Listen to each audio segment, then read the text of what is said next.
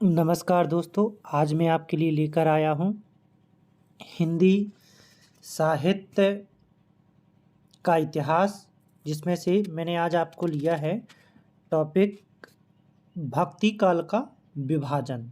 ठीक है ना। तो आज हम लोग पढ़ेंगे भक्ति काल का विभाजन। चलिए देखते हैं। देखिए, भक्ति काल को सर्वप्रथम दो भागों में विभाजित किया गया है। कौन कौन से? भक्ति काल को जब हमने विभाजित किया तो उसमें निकला पहला निर्गुण भक्ति धारा और दूसरा निकला अपना सगुण भक्ति धारा। तो भक्ति काल का जो जब विभाजन किया गया भक्ति काल को, तो दो, निर्गुण भक्ति धारा और सगुण भक्ति धारा। परंतु जब हमने निर्गुण भक्ति धारा को विभाजित किया तो उसमें से दो शाखाएं निकल के आई, ज्ञान मार्गी शाखा और प्रेम मार्गी शाखा। तो निर्गुण भक्ति धारा की भी दो शाखाएं हैं, ज्ञान मार्गी शाखा और प्रेम मार्गी शाखा। उसी प्रकार से सगुण भक्ति धारा में रामाश्रयी शाखा और कृष्णाश्रयी शाखा। समझ में आ गया होगा आपको कि भक्ति काल को दो भागों में विभाजित किया गया, निर्गुण भक्ति धारा और सगुण भक्ति धारा। अब कोई पूछ दे कि निर्गुण भक्ति धारा को कितने भागों में विभाजित किया गया है, तो आपको याद रखना है दो भागों में विभाजित किया गया है। निर्गुण भक्ति धारा को ज्ञान मार्गी शाखा और प्रेम मार्गी शाखा में, उसी प्रकार सगुण भक्ति धारा को रामाश्रयी शाखा में और कृष्णाश्रयी शाखा में। समझ में आ गया? तो याद रखना है, ऑब्जेक्ट में कभी कभी पूछ देता है कि निर्गुण भक्ति धारा में ईश्वर के किस रूप की पूजा की गई है, तो आपको रखना निराकार एवं दिव्य रूप की पूजा की गई है। चलिए देखते हैं। अब आते हैं इसी प्रकार से भक्ति काल की प्रमुख विशेषताएं। तो याद रखना है आपको कि भक्ति काल की प्रमुख विशेषताएं इस प्रकार है। भक्ति काल के साहित्य में भक्ति भावना की प्रधानता थी। तो भक्ति काल के साहित्य में भक्ति भावना की प्रधानता थी। काव्य पर आध्यात्मिकता का प्रभाव स्पष्ट रूप से दिखाई देता है।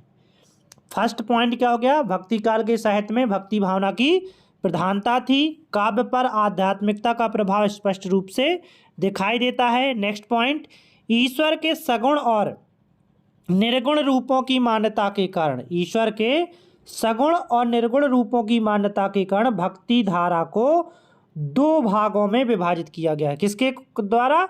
सगुण और निर्गुण रूपों की मान्यता के कारण भक्ति धारा को दो भागों में भी विभाजित किया गया है।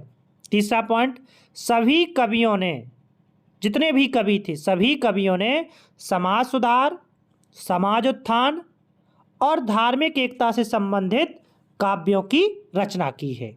ठीक है। तो सभी कवियों ने समाज सुधार, समाज उत्थान और धार्मिक एकता से संबंधित काव्य का सृजन किया है। नेक्स्ट पॉइंट, तुलसीदास जी ने लोक कल्याणकारी राम काव्य की रचना की। ठीक है ना। और भक्ति काल में क्या हुआ? तुलसीदास जी ने लोक कल्याणकारी राम काव्य की भी रचना की, यानी रामचरितमानस। तो चलते हैं नेक्स्ट पॉइंट की ओर। पर आपको याद रखना है कि जो तुलसीदास जी ने संवत 1631 में, यह राम भक्ति शाखा के कवि हैं और इन्होंने क्या है, रामचरितमानस की रचना की थी। चलिए नेक्स्ट पॉइंट की ओर। सूर, मीरा आदि कृष्ण भक्त कवियों ने कृष्ण भक्ति काव्यों की रचना की। तो जैसे सूरदास जी हो गए, मीरा जी हो गई, आदि ये कृष्ण भक्त हैं, और भी कवि हैं जो कृष्ण भक्ति में हैं। उन्होंने भी क्या है, कृष्ण भक्त कवियों ने कृष्ण भक्त काव्यों की रचना की। चलिए नेक्स्ट पॉइंट, इस काल की कविता में भाव पक्ष कला पक्ष का सुंदर समन्वय हुआ है। क्या हुआ है? इस काल की कविता में भाव पक्ष का और कला पक्ष का सुंदर समन्वय हुआ है। नेक्स्ट पॉइंट, इस काल के कवि और इस काल में लिखा गया साहित्य विश्वविख्यात हुआ है। तो इस काल के कवि भी विश्वविख्यात हुए और इस काल में लिखे गए साहित्य भी क्या है, विश्वविख्यात हुए। राम भक्ति शाखा के प्रमुख कवि तुलसीदास और कृष्ण भक्ति शाखा के प्रमुख कवि सूरदास जी हैं। दोनों ने ज्ञान की अपेक्षा भक्ति को श्रेष्ठ माना है। तो आपको याद रखना है। मिलते हैं नेक्स्ट वीडियो में। नमस्कार।